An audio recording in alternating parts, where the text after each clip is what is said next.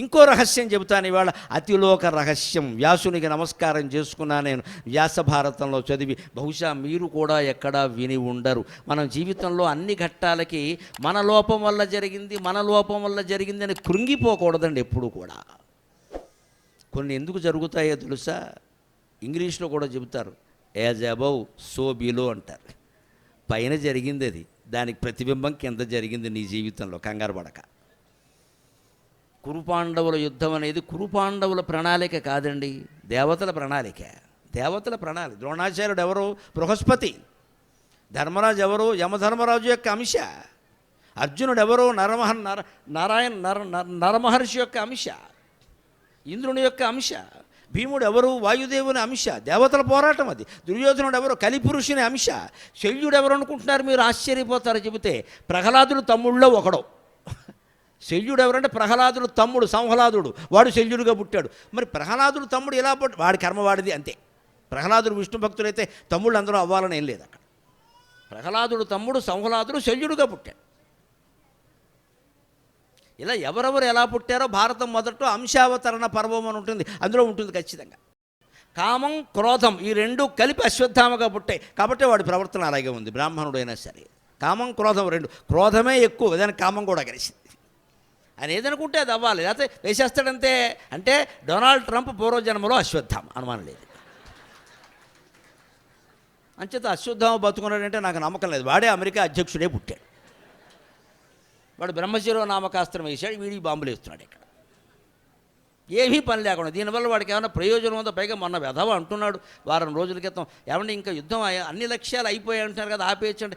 సరదాగా కొద్ది బాంబులు. సరదాగా వేయడానికి దీపావళి బాంబులా? మనుషులు చచ్చిపోతుంటే సరదాగా ఏమిటండి? మొదటి రోజున ఇరాన్లో ఉండే 165 మంది బాలికల ఆశ్రమం మీద వేశారండి. మనుషుల పశువులా? ఏ మతం వారైనా ఏ కులం వారైనా పసిపిల్లలే కదండి. వాళ్ళకి మతం ఏమిటో, కులం ఏమిటో, యుద్ధం ఏమిటో, శాంతి ఏమిటో ఏం తెలియదు కదా. వాళ్ళు ఉండే చోట వేస్తారా? వాళ్ళ సమాధులు నిర్మాణం చేశారండి.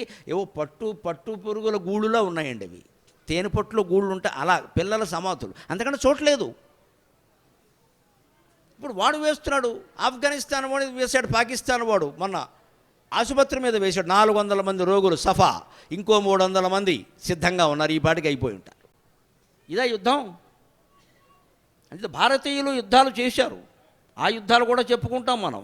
ఎటువంటి యుద్ధాలు చేశారంటే ఖచ్చితంగా సాయంత్రం సూర్యాస్తమయ సమయానికి యుద్ధం ముగించారు. అంతేకాదు మహాభారత యుద్ధంలో ఒక రహస్యం ఉంటుంది. సంధ్యావందన సమయమే break, tea break, coffee break ఉండవు యుద్ధాల్లో, కానీ బ్రేక్ ఉంటుంది, సంధ్యావందనం బ్రేక్. క్షత్రియులందరూ సంధ్యావందనం చేస్తారు, సైనికులందరూ సంధ్యావందనం చేస్తారు. అందరికీ అరకతుంది సంధ్యావందనానికి. అందుకని సంధ్యావందనం రాగానే భీష్ముడు శంఖం ఊది సంధ్యావందనం బ్రేక్ అనేవాడు, అందరూ వెళ్ళిపోయేవాడు. అంతే. మొత్తం కలశాలు చెంబులు పట్టుకుని పంచపాత్ర ఉద్ధరణి పట్టుకు తయారయ్యేవారు.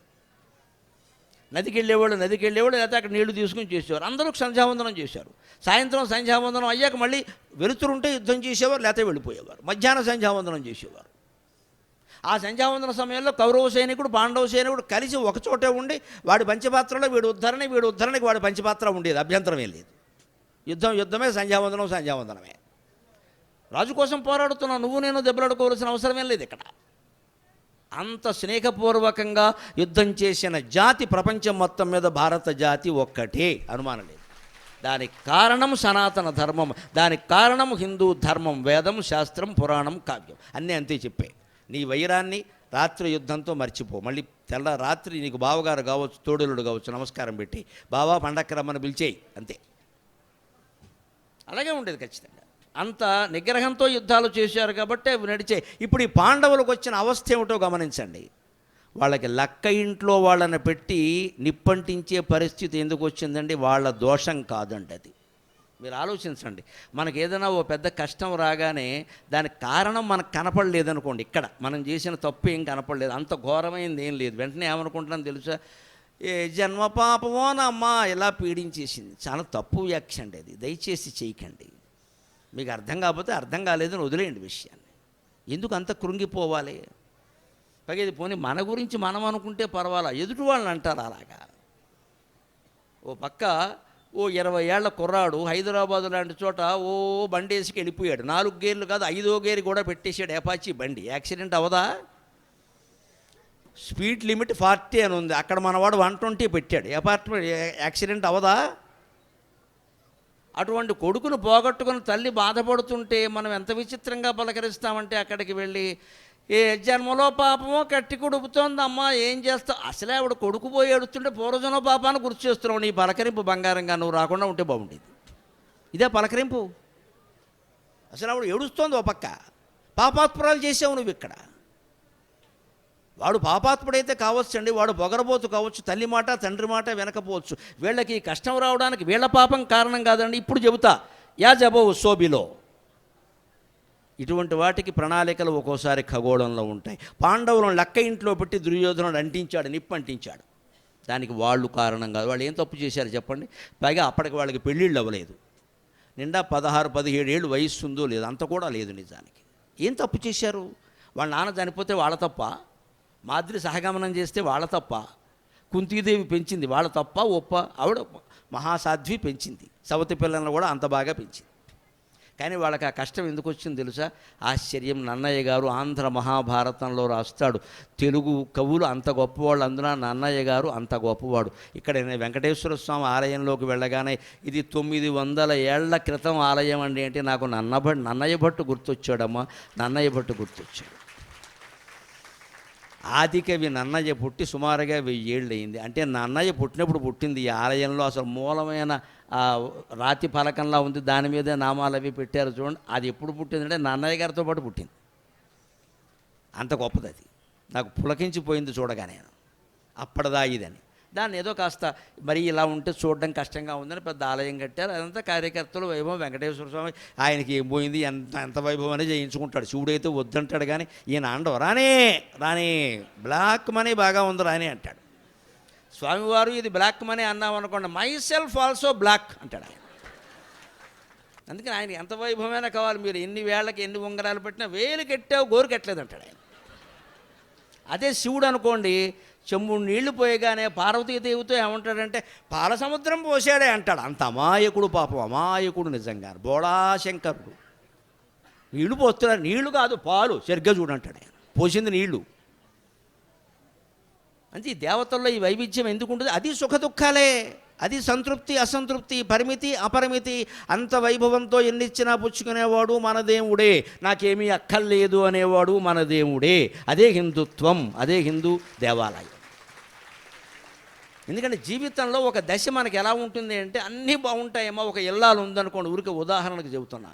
ఆవిడకి పుట్టింటి వారి గౌరవం ఉంది, అత్తింట్లోనూ మర్యాదలు ఉంది, వారు చేయించారు ఆభరణాలు, వీరు చేయించారు, మొయ్యలేనండి చేయించారు.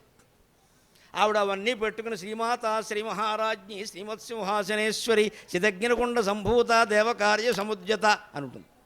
మెళ్ళో రత్నాల హారం ఉంది, సరిపోదు. రత్న గ్రైవేయ చింతాకలోల ముక్త ఫలాన్విత రత్నాల హారం ఉంది. మళ్ళీ దానికి లోపల ఆకుపచ్చని పథకం ఉంది. మళ్ళీ దానికి ఏమో ముత్యాల కూడా పేర్చున్న ఇంకా ఉన్నా ఇంకేమైనా ఒకటి పట్టుకురాంటారు. ఎందుకంటే ఆవిడ వెంకటేశ్వర స్వామికి సహోదరి, పద్మనాభ సహోదరి, నారాయణ సహోదరి. అన్నచెల్లెలు ఇద్దరు ఒకలాగే ఉంటారు. ఆవిడకే ఎక్కువే కోరికలు, ఈయనకే ఎక్కువే. అదే శివుడికి అదేం ఉండవు. ఆ ఇల్లాలే అనుకోండి ఉదాహరణకి, ఆవిడకి కాస్త పెద్ద వయస్సు 60-62 వచ్చాక విచిత్రమైన వ్యాధి ఏదన్నా వచ్చిందనుకోండి, ఆవిడ ఒళ్ళే ఆవిడకి బరువు అయిపోయి చీర కూడా భరించలేని స్థితిలో ఉందనుకోండి, ఆవిడ దగ్గరికి నగలన్నీ పట్టుకెడితే ఏముంటుంది ఆవిడ? నాకు వద్దు మొయ్యలేకపోతున్నాను, చీరే మొయ్యడం కష్టంగా ఉంది, ఈ నగలు ఎవడ మోస్తాడు. అంచేత అన్ని చీరలు అన్ని నగలు ధరించినప్పుడు ఆవిడ వెంకటేశ్వర స్వామి, నాకు వద్దు అన్నప్పుడు ఆవిడ పరమశివుడు. రెండూ ఒకటే. రెండు ఒకే దైవం యొక్క స్థితులు. రెండు స్థితుల్ని మనం సమానంగా ఏమిటో ఇదివరకు అన్నీ పెట్టుకున్నావు, ఇప్పుడు పెట్టుకోలే. అదో స్థితి ఇదో స్థితి, నువ్వు కూర్చో మాట్లాడకంతే. దేనికదే ఎంజాయ్ చేయి. అన్నీ పెట్టుకోవడం ఒక వైభవం అయితే, అన్నీ వదిలేసి సుఖంగా ఉండడం అదొక వైభవం. బరువు లేదు కదా, బాధ్యత లేదు. ఎవడో ఏమైనా మూతి పక్కన కొట్టి పట్టుకుపోతాడేమో అనే బెంగలేదు. ఏముంది పట్టుకెళ్ళడానికే? అన్నీ ఉన్నప్పుడు పెట్టుకుంటామండి, ఉన్నాయి కాబట్టి పెట్టుకుంటాం. లేని కూడా పెట్టుకుంటాడా? అంతే. ఉన్నప్పుడు వాళ్ళలాగే ఉండాలి, లేనప్పుడు లేని వాళ్ళలాగే ఉండాలి. ఉన్నప్పుడు మనం వెంకటేశ్వర స్వామి, లేనప్పుడు ఈశ్వరుడు. వెంకటేశ్వరులో కూడా ఈశ్వరుడు ఉన్నాడు, అంతే లెక్క. ఈ స్థితే పరాభవం. ఇదే సంవత్సరం ఇక్కడ. అందుకే పాండవులకి లక్క ఇంట్లో పెట్టి నిప్పంటించడం అనేటువంటి కర్మ ఉంది. అది వాళ్ళ కోసం రాలేదు. అది ఎప్పుడొచ్చిందో సరిగ్గా తెలిసే అన్నయ్య భట్టు భారతంలో చెబుతాడు. దానికి జ్యోతిష్ శాస్త్రంలో చాలా బలమైన కారణం. దుర్యోధనుడు అంటాడు, పురోచనుడిని పిలిచి వీళ్ళని ఆ లక్క ఇంట్లో పెట్టి బహుళ చతుర్దశి నాడు నిప్పంటించే అంటాడు. తిథి చెబుతాడు. బహుళ చతుర్దశి అంటే మాస శివరాత్రి, తర్వాత అమావాస్య. ఆ రోజు ఎందుకు అంటించమన్నాడు? తర్వాత అమావాస్య కాబట్టి. చీకట్లో అంటించకపోతే నిప్పు పగలంటిస్తారండి, తెలిసిపోదో. బహుళ చతుర్దశి నాడు నిప్పంటించమన్నాడు. విచిత్రం, అక్కడ వ్యాసభారతంలో ఏ మాసమో లేదు. బహుళ చతుర్దశి ప్రతి మాసంలో వస్తుంది. దాన్ని మాస శివరాత్రి అంట. మాఘమాసంలో వస్తే అసలైన శివరాత్రి, మహాశివరాత్రి అంట. బహుళ చతుర్దశి ఏ మాసంలోది? దాన్ని వ్యాసుడు కూడా సూచన చేయాల, ఊరికే బహుళ చతుర్దశి అన్నాడు. నన్నయ్య గారు చేశాడండి మహానుభావుడు. అది భాద్రపద బహుళ చతుర్దశి, వినాయక చవితి వచ్చే మాసం. ఆ రోజుల్లో భాద్రపద మాసంలో వచ్చే బహుళ చతుర్దశి నాడు, మాస శివరాత్రి నాడు పాండవులను లక్క ఇంట్లో పెట్టి నిప్పు పెట్టారు. భారతంలో ప్రతి ఘట్టము కూడా పక్కా యథార్థం, అందులో కల్పన రవ్వంతలేదు. తెలియక మాట్లాడతారు కానీ జ్యోతిష్ శాస్త్రం ప్రకారం తిథులు చూసుకుని లెక్కలు కట్టుకుంటే ఈ సన్నాసులకి ఇంగ్లీషు తేదీలు కూడా దొరుకుతాయి, క్యాలెండర్ మార్చుకుంటే. అలా లెక్కలు కట్టిన వాళ్ళు ఉన్నారు. రామాయణానికే కట్టారు, భారతానికి ఏం కర్మ, రామాయణానికి కూడా కట్టారు, ఉంది అక్కడ. అంచేత నిప్పు పెట్టింది ఎప్పుడు అంటే బహుళ చతుర్దశి. అది కూడా భాద్రపదం అని ఎందుకంటాను తెలుసా? వాళ్ళు అప్పుడు చూడండి, ఆ లక్క ఇంట్లోంచి బయటపడి నిప్పు పెట్టాడు కదా, పెట్టగానే వీళ్ళు బయటికి వెళ్ళిపోయారుగా. బయటికి వెళ్ళిపోయి ఎక్కడున్నారు? ఏకచక్రపురంలో ఉన్నారు. రహస్య మార్గంలో వెళ్ళి 5గురు బ్రాహ్మణుల వేషంలో ఉండి, బ్రాహ్మణుల ఇంట్లోనే ఉండి, ఆ రోజుల్లో అద్దె లేదు, అన్నీ సొంత ఇళ్ళే ఉంటాయి, అద్దెకి ఇవ్వరు, ఎవరు ఇల్లు ఇవ్వరు. అందుకే మనకి లెక్క వాస్తుశాస్త్రం ప్రకారం స్వగృహేన అనేవారు కాదు పూర్వం, అందరికీ స్వగృహమే. యజమాని ఎవరంటే ఇంట్లో ఉండేవాళ్ళు. నీవు సొంతంగా కట్టావా అద్దెకుంటున్నావా అనే మాట ఆ రోజుల్లో ఉండదు. అద్దెకుండడం అనేది లేనే లేదు అసలు. నువ్వు ఏ ఇంట్లో ఉంటున్నావో ఆ ఇంటికి నువ్వు యజమానివే. అంటే వాస్తుశాస్త్రం ఎవరికి వర్తిస్తుంది అంటే ఇంట్లో ఎవరు ఉంటున్నారో వారికి వర్తిస్తుంది. దయచేసి గమనించండి. ఇంటి ఓనర్ హైదరాబాదులో ఇల్లు కట్టి ఇక్కడ అద్దెకిచ్చి తన కనుక బొంబాయిలో ఉంటే శనీశ్వరుడు పనిగట్టుకుని బొంబాయి వెళ్ళి వాడి బీరువాలోకి వెళ్ళి డాక్యుమెంట్ చూసి వాడిని పట్టుకోడు. ఈ పిచ్చి వదిలిపెట్టండి. ఇక్కడ ఎవడు అద్దెకున్నాడో వాడిని పట్టుకుంటాడు. గ్రహ ప్రభావం, వాస్తు ప్రభావం ఇంట్లో ఉన్నవాడికి ఉంటుందా, బొంబాయిలో ఉన్నవాడికి ఉంటుందా? ఇదో మొదలెట్టారు ఈ మధ్యన. నీ పేరు ఎవడ పేరు మీద ఉన్నావు ఒకటే, ఎవడున్నాడో చెప్పి. ఇక్కడ పేరు ముఖ్యం కాదు. ఎక్కడ మనకి అజ్ఞానం అంటే అదేండి. శాస్త్రాన్ని శాస్త్రంగా అర్థం చేసుకోవాలి. పిచ్చి నమ్మకాలు ఎవడు పట్టుకోడు. అక్కడ డాక్యుమెంట్లకు పట్టుకుంటాడా శనీశ్వరుడు వాస్తు పురుషుడు? వాడు బొంబాయిలో ఉన్నాడు. అక్కడ ఎవడు పట్టుకుంటాడు? అద్దుకున్నవాడు పుచ్చుకుంటాడు. అంతే, అద్దుకున్నా సరే వాస్తు చూసుకోవాలి. గాలి వెళ్తురు, అంతకంటే ఉంది అక్కడ. చూసుకోవాలి నువ్వు, లేకపోతే నేనే పట్టుకుంటే దోషాలని. నేను రోగాలు అవును, ఏదైనా ఒక రోగం వచ్చిందండి ఇంట్లో, గాలి ఇంట్లో ఉన్నవాడికి వస్తుందా బొంబాయిలో వాడికి వస్తుందా ఆలోచించండి. ఊళ్ళో వ్యాధి వ్యాపించిందమ్మా, ఊళ్ళో ఎవరింట్లో ఎవరు ఉంటున్నారో అద్దెకున్నా యజమానులైనా వారికే వస్తుంది. కానీ ఈ ఇంటి యజమాని ఎవరో అని ఆలోచించి కరోనా బొంబాయి వెళ్ళి పట్టుకోదు, వీడే పట్టుకుంటుంది. ఏ వ్యాధి అయినా అంతే. ఇంత అజ్ఞానం ఉంటే అలాగా. యజమానుడు అంటే అర్థం ఇంట్లో ఉండేవాడు, డబ్బు పెట్టి కొన్నవాడని అర్థం కాదు. ఈ అజ్ఞానాన్ని విడిచిపెట్టండి, దయచేసి అజ్ఞానాన్ని విడిచిపెట్టండి. అప్పుడు వాస్తు లాంటి శాస్త్రాలను మనం వినియోగించుకుంటాం. అందుకే ఏకచక్రపురంలో వీళ్ళు అద్దెకి లేరు, అద్దెకిచ్చే అవకాశం వీళ్ళకి లేదు, డబ్బులు లేవు. వాళ్ళు అసలు ఇవ్వరు. అలాగా బ్రాహ్మణుల ఇల్లు, వాళ్ళకేదో పిల్ల జల్లా ఉన్నారు, ఓ గది ఇచ్చారు. కుంతీదేవి 5గురుతో అక్కడే ఉంది. ఎన్నాళ్ళు ఉందో తెలుసా? 6 నెలలు ఉంది సరిగ్గా. అది భాద్రపదం నుంచి పాల్గొనం వరకు ఉంది అని ఆంధ్ర మహాభారతంలో నన్నయ్య భట్టు ఉటంకించాడమ్మా. అది జ్యోతిష్ శాస్త్రం. ఇందులో ఇంకో అపూర్వ రహస్యం విందులు. కానీ అప్పుడు మన జీవితంలో పరమపరాభవాలన్నీ మనకి సుఖాలుగా ఉంటాయి. తేలిగ్గా తీసుకుంటాం, లైట్ తీసుకుంటాం. పైన జరిగిన దానికి మనం ఏం చేస్తామండి? సరిగ్గా భాద్రపద మాసం నుంచి పాల్గొనం వరకు 5 నక్షత్రాలు మీకు కనపడవు. 5 నక్షత్రాలు, ముఖ్యంగా 4, 5వది కూడా. మఖా నక్షత్రం, స్వాతి నక్షత్రం, ఉత్తర ఫల్గుని నక్షత్రం, అశ్విని నక్షత్రం. ఈ 4 ఇంకా 1 కలిపి మొత్తం 5 భాద్రపద మాసం నుంచి పాల్గొనం వరకు. అంటే సరిగ్గా మన మాసాల్లో చైత్రం, వైశాఖం, జ్యేష్టం, ఆషాఢం, శ్రావణం, భాద్రపదం, అక్కడికి 6 మాసాలు అయిపోయినాయి. అక్కడి నుంచి సరిగ్గా తర్వాత వచ్చేటువంటి ఆశ్వీజం, కార్తీకం, మార్గశిరం, పుష్యం, మాఘం, పాల్గొనం. భాద్రపద మాసం చివరి నుండి పాల్గొన మాసం చివరి వరకు ఈ 4 నక్షత్రాలు మనకి ప్రధానంగా కనపడవు. ఏమిటవి? మఖా నక్షత్రం, స్వాతి నక్షత్రం, ఉత్తర ఫల్గుని నక్షత్రం, అశ్విని నక్షత్రం. ఎందుకు కనపడవు? వాటికి ఇష్టం లేక కాదు, అవి సూర్యుడికి దగ్గరికే వెడతాయి. సంచారంలో భాగంగా సూర్యుడికి దగ్గరికే వెడతాయి. సూర్యుడి దగ్గరికి నక్షత్రాలు పెడితే సూర్యుడు పెద్ద నక్షత్రం, ఆయన ముందు ఇవి ఏం కనపడవు. ఎవరినైనా పరిచయం చేసేటప్పుడు ఒక్కోసారి మహానుభావుని పరిచయం చేస్తే ఏమంటారు, వారిని పరిచయం చేయడం ఏమిటండి, సూర్యుడి ముందు టార్చ్ పెట్టినట్టు అంటారు. సూర్యుడి ముందు టార్చ్ లైట్ వెళ్తున్న నీకు కనపడదు కదా. అలాగే మఖా నక్షత్రం, స్వాతి నక్షత్రం, ఈ ఉత్తర ఫల్గుని నక్షత్రం, అశ్విని నక్షత్ర సముదాయం ఉంది. ఇవి భాద్రపద మాస శివరాత్రి నుంచి పాల్గొన్న మాసంలో శివరాత్రి అంటే మనం వెళ్ళిపోయిందిగా బహుళ చతుర్దశి, ఉగాదికి ముందు రోజు, ఆ రోజు వరకు అదృశ్యం అంటే పూర్తిగా కనపడవని కాదు, సూక్ష్మ దృష్టితో చూసే తపస్సు కనపడతాయి. కొన్ని బయోస్కోపులకు కూడా కనపడదు, వెబ్ టెలిస్కోప్ లాంటి వాటికి కూడా, వెబ్ టెలివిజన్ లాంటి వాళ్ళు కూడా కనపడవచ్చు, దానికి మనకి ఇబ్బంది లేదు. మామూలు కళ్ళకి కనపడవు. అందుకే 6 నెలల్లోనే పాండవులు కనపడలా. కారణం ఏమిటో తెలుసా? ధర్మరాజుది మఖా నక్షత్రం, భీముడిది స్వాతి నక్షత్రం, అర్జునుడిది ఉత్తర ఫల్గుని నక్షత్రం, నకుల సహదేవులది అశ్విని నక్షత్రం. ఇది వ్యాసభారతంలో జ్యోతిష్శాస్త్ర రహస్యం.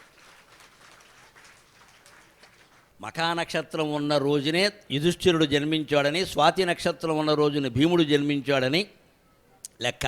పైగా స్వాతి నక్షత్రానికి ఒక లెక్క మామూలుగా జ్యోతిష్శాస్త్రం తెలిసిన వాళ్ళు కూడా చెబుతారు. స్వాతి నక్షత్రం ఉన్నవాళ్ళు కాస్త జాగ్రత్తగా ఉన్నాడు, వాళ్ళకి తెలివితేటలు అపారంగా ఉంటాయి. భీముడు తెలివితేటలు అపారంగా ఉంటాయి, మంచి చురుగ్గా ఉంటారు, పరాక్రమం కూడా ఉంటుంది. ముందు అందరికంటే ముందు తలుపు వాళ్ళే తీసేస్తారు, ఎవడొచ్చాడో కూడా చూడకుండా. ఆ వచ్చిన వాడిని ఎత్తిమి కొడితే పోయేది కూడా వీళ్ళే. స్వాతి నక్షత్రం వాళ్ళకి తెలివితేటలు బ్రహ్మాండంగా ఉంటాయి, పరాక్రమం ఉంటుంది, పౌరుషం ఉంటుంది, ఇనిషియేటివ్ ఉంటారు, చొరవ తీసుకుంటారు. కానీ ఈ తెలివితేటలతో వాళ్ళ జీవితాన్ని ఉద్ధరించుకుంటారో నాశనం చేసుకుంటారో వాళ్ళ చేతుల్లో ఉంటుంది. ఖచ్చితంగా ఏదైనా చేసుకోవచ్చు. అక్కడ గ్రహస్థితి సంబంధం లేదు, మన మనస్థితి సంబంధం. అక్కడ ఎప్పుడు గ్రహస్థితి అనుకోవద్దు, మనస్థితి ఉంది అక్కడ. స్వాతి నక్షత్రంలో పుట్టినంత మాత్రాన ఇలా జరిగిపోతుందని ఏం లేదు. అక్కడ చెడు జరగదు, మంచి జరగదు, నీ ప్రవర్తన బట్టి ఉంటుంది అది. నువ్వు ఆ తెలివితేటను సరిగ్గా వినియోగించుకుంటే పెద్దవాడు అవుతావు, లేకపోతే నాశనం అవుతావు. భీముడు ఏం చేశాడు? చాలా వరకు తెలివిగానే వినియోగించుకున్నాడు. ఒక్క చోట దెబ్బతిన్నాడు, ఉంటుంది కదా నక్షత్ర ప్రభావం. ఎక్కడ దెబ్బతిన్నాడు? చివరి యుద్ధం జరుగుతుంటే అశ్వత్థామ ఒళ్ళు మండి ఒక నారాయణాస్త్రం వేశాడు. చివరిలో ద్రోణాచార్యుడు చనిపోయాడని తెలుసా, కోపం తట్టుకోలేక నారాయణాస్త్రం వేశాడు. నారాయణాస్త్రానికి ఒకటే జవాబు ఏమిటో తెలుసా? శరణాగతి. శ్రీమన్నారాయణ చరణౌ శరణం ప్రపద్యే. నారాయణునికి శరణాగతి లెక్క. ఎప్పుడు విష్ణుమూర్తి యొక్క ఆలయంలో మనం స్వామి నువ్వు తప్ప నాకు దిక్కు లేదు అని ఒక నమస్కారం పెట్టావు అంటే జీవితాంతం కాపాడేవాడు విష్ణుమూర్తేనమ్మా, లక్షణం అది. అందుకని నారాయణుడి దగ్గర నీ ప్రతాపాలు పనిచేయవు. ఇక్కడ నువ్వు నారాయణుడివా చూద్దామంటే నీ అంతు చూసేస్తాడు ఆయన. పోటీలు పనికిరావు, ప్రతాపాలు పనికిరావు. శివుడు ఓ మాట అన్నా పడతాడు, సన్యాసి ఆయన. శివుడు నువ్వు కోపం వచ్చి తిట్టామనుకో పడతాడు, విష్ణుమూర్తిని తిడితే చెప్పు తీసి కొట్టేస్తాడు. ఆయన పడ్డాలాగా తిట్టడానికి విష్ణుమూర్తిని అంతసేపు విష్ణు సహస్రం స్తోత్రం అంతే. నీ అంతటి వాళ్ళు లేడు, నీ అంతటి వాళ్ళు లేడు అంతే. ఒక్క మాట నువ్వు తిట్టావు అంటే అయిపోయిందంటే నీ పని. ఆయన ఒప్పుకోవడం నారాయణాస్త్రం. నారాయణాస్త్రానికి శరణాగతి లెక్క. అందుకని వెంటనే కృష్ణుడు వచ్చి ధర్మరాజు కంగారు పడిపోతే అయిపోతుంది. అప్పటికి ద్రోణపర్వం అయిపోయింది, కర్ణపర్వం అయిపోయింది, వచ్చింది అశ్వత్థామ వేశాడు. ఇంకా నెగ్గుతున్నాం అనుకునే సమయంలో వేశాడు ఇది. ఏం చేయాలో తెలియక ధర్మరాజు కంగారు పడిపోయి నారాయణాస్త్రం అయిపోయింది, అందరం దానికి ఎదురెళ్ళి చచ్చిపోదాం అంటే చచ్చిపోవడానికి నువ్వెందుకయ్యా ఇంతకాలం బతికేవు పర్లేక అని కృష్ణుడు వచ్చి నారాయణునికి శరణాగతి లెక్క. నేను నారాయణ అంశగా చెబుతున్నా, అందరూ నేల మీద పడుకోండి, శ్రీమన్నారాయణ శరణవు శరణం ప్రపద్యే అనండి. అది మనం నెత్తి మించి వెళ్ళిపోతుంది, మనం ఏం చేయదు, పైరగాలి వీసినట్టుగా వెళ్ళిపోతున్నారు అంతే లెక్క. భగవంతునికి శరణాగతి చెందితే మన జీవితంలో వచ్చే సుఖాలు దుఃఖాలన్నీ పైరగాలి వీసినట్టుగా పైనుంచి వెళ్ళిపోతే మనకెందుకంటే ఆ గొడవ. కానీ విచిత్రం, స్వాతి నక్షత్రం భీముడు ఒప్పుకోలా. నారాయణుడు కానీ ఎవరైనా కానీ నేను ఎదురుతా అని గదేసుకి వెళ్ళిపోయాడు. అదో 25 కేజీలు గద, అది పెద్ద విషయం కాదు అది. ఇక్కడ నారాయణుడి ముందు నీ 25 కేజీలు 50 కేజీలు పనికిరావు, గుండెత్తు బస్తాలాగా మోసేస్తే. ఇక్కడ దుర్యోధనుడు ఓడించడానికి గద పనికిరావచ్చు, నారాయణమూర్తి దగ్గర నీ గద పనికిరాదు. ఆయన శంఖచక్ర గదా పద్మ సగుదు, ఆయన గద ముందు నువ్వే మిగులుతావు. ఇక్కడ దాని పేరే కౌమోదకి. ఒక్కసారి మోస్తే మళ్ళీ లేవవు. ముందుకెత్తాడు, నేను దిగను, రథం దిగను, ఏం చేస్తాను, పౌరుషం అన్నమాట. ఇదే పౌరుషం, మనిషికి పౌరుషం. కొంతమంది మనుషులు అలాగే ఉంటారు, ఏం చెప్పినా వినరు, పౌరుషం, ముక్కు పగిలిపోతుంది. గదేసుకుని వెళ్ళిపోతుంటే కృష్ణుడు అర్జునుడు కంగారు పడిపోతున్నారు అందరూ, ధర్మరాజు కూడా. అప్పుడు కృష్ణుడు అర్జునుడు వచ్చి బలవంతంగా భీముడిని రథం మించి దించి ఆయన పడుకోబెడితే ఆయన మీద కృష్ణుడు అర్జునుడు ఇద్దరు కూర్చుని వాళ్ళు పడుకున్నారు, ముగ్గురు కలిసి పడుకున్నారు. అక్కడ ఒక మంచం మీద కాదు, భీముడి మీదే పడుకున్నారు. మళ్ళీ లేవకుండా అలా పడుకుని ఉండగా భీముడి మీద అర్జునుడి మీద కృష్ణుడు పడుకుని బలంగా అదిమి పెట్టారు. అప్పుడు నారాయణ అస్త్రం పైనుంచి వెళ్ళిపోయింది. ఆ తర్వాత లేచి ఇక కబడ్డీ ఆడుకో యదవమోహం అన్నారు. వెంటనే ఇక్కడ చెప్తే వినవు. స్వాతి నక్షత్రం. అదే స్వాతి నక్షత్రంలో మీరు కొంతమందిని గమనించండి, వాళ్ళ జీవితాన్ని వాళ్ళు తీర్చిదిద్దుకుంటారమ్మా. అనుమానం ఎలా, ఆడపిల్లలైనా మగపిల్లలైనా సహనం కారణంగా, శాంతం కారణంగా, సర్దుకోవడం కారణంగా తీర్చిదిద్దుకుంటారు. అంటే జాతకం ప్రభావం ఎప్పుడూ 15% 20% ఉంటుంది. దయచేసి పిచ్చి వ్యామోహాలకు లోను కాకండి. 100% జాతకాలు ఎవ్వరికీ నిజం కావు. కంగారు పడకండి. అసలు 100% ఎప్పుడు జీవితం 3 స్థితుల మీద ఆధారపడుతుంది. 1 మన మనస్థితి, 2 చుట్టూ ఉన్న పరిస్థితి, 3 ఆకాశంలో గ్రహస్థితి. మన మనస్థితి ప్రభావం 60% ఉంటుంది. 60% నువ్వేం నిర్ణయించుకుంటే అది అవుతుంది. మనిషికి భగవంతుడిచ్చిన వరం అది. జంతువులు తాము ఏం నిర్ణయించుకుంటే అవి అవ్వలేవు. పులిలాగే ఉంటుంది, ఏనుగు అవ్వదు. ఏనుగులాగే ఉంటుంది, కుక్కలాగే ఉంటుంది, ఏనుగు అవ్వదు. చచ్చి మళ్ళీ పుట్టాల్సిందే. కానీ మనిషి కుక్క బతికిన వాడు కూడా పౌరుషంతో సింహంలా అవుతాడు తలుచుకుంటే. అనుమానం వెళ్ళేది ఎక్కడ.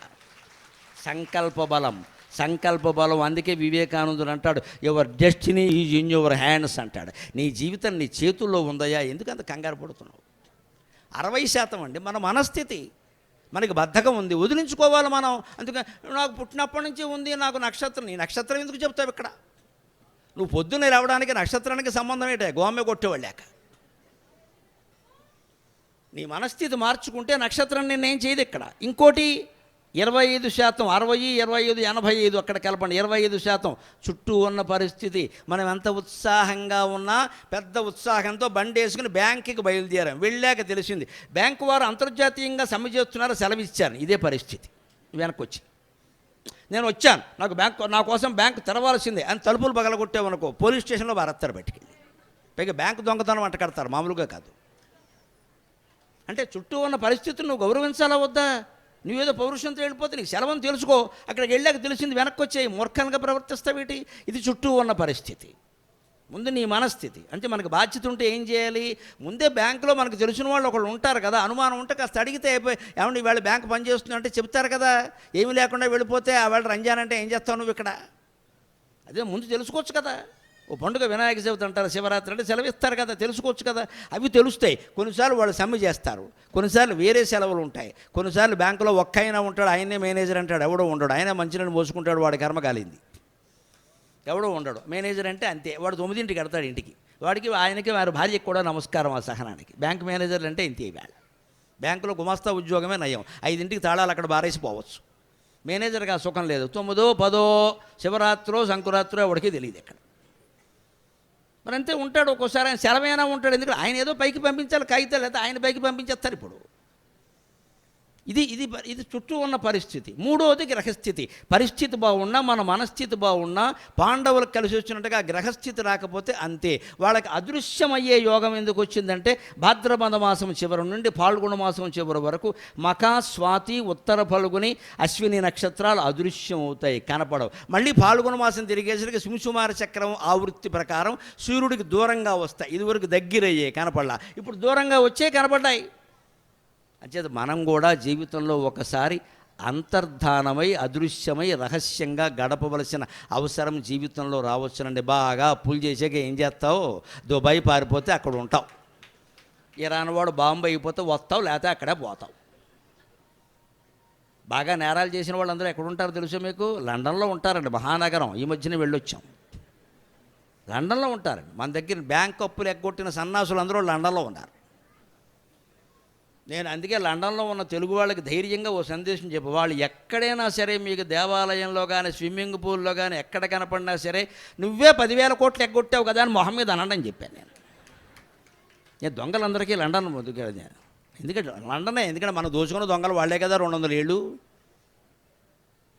అక్కడికి వెళ్ళిపోతారండి మొత్తం అక్కడ. ఎందుకంటే అక్కడ అరెస్ట్ చేయడానికి లేదు, వాడు సభ్యత్వం. వాడిని ఇక్కడ తీసుకొచ్చి ఇంటర్ పోలు, డిగ్రీ పోలు, మాస్టర్ పోలు, పిహెచ్డి అన్ని పోల్స్ అయ్యేవాడు రాడు ఇక్కడ. కష్టం అది. అందుకని పారిపోతున్నారు అక్కడికి. ఇదే అదృశ్యం కావడం. ఒక్కోసారి ఒక్కో స్థితి వస్తుంది. అది మంచి వాళ్ళకు కూడా పడుతుంది ఈ స్థితి. భయం కారణంగానో బాధ కారణంగానో ఎవరికి మొహం చూపించలేకనో రకరకాల కారణాల వల్ల 15 రోజులు నెల్లాళ్ళు బంధువుల ఇంట్లో తల దాచుకోవాల్సి వస్తుంది. పాండవులు ఏకచక్రపురంలో ఉన్నట్టే. దాన్ని కూడా ఒక గ్రహస్థితి ప్రకారం జరిగింది అనుకోవాలి తప్ప కృంగిపోవలసిన అవసరం లేదు. అలా అదృశ్యమైన ఇంకో మాట ఉంటుంది. మరి పాండవులకి యోగం పట్టిందంటున్నారు కదా గరికిపాటి వారు. మరి బాగానే ఉంది. ఆ భాద్రపద మాసం నుంచి పాల్గొనడం వరకు అదృశ్యం కావడం పట్టింది కదా. ఈ నక్షత్రాలు ఇలా 6 నెలలు అదృశ్యం కావడం ఏటా జరుగుతుందిగా, అనుమానం ఏముంది? అంచేత ప్రతి ఏటా వాళ్ళు ఏకచక్రపురంలో ఉన్నారా? ఉంటే భోజనం ఎవడు పెడతాడో? కుదరదు. ఎందుకు లేరు అంటే ఆ కాలానికి వాళ్ళ మిగిలిన గ్రహస్థితులు కర్మఫలాలు కూడా అలా వచ్చాయి. అవన్నీ ఒకచోట చేరడం వల్ల ఫలించాయి. తర్వాత అవి ఫలించవు. అది కూడా మనకి ఒకప్పుడు అదృష్టం పట్టినా దురదృష్టం వచ్చినా ఒక ఏడాదిలో ఉంటుంది, రెండో ఏడాదిలో ఉండదు. కంగారు పడవలసిన అవసరం లేదు. అదే పరాభవ సందేశం.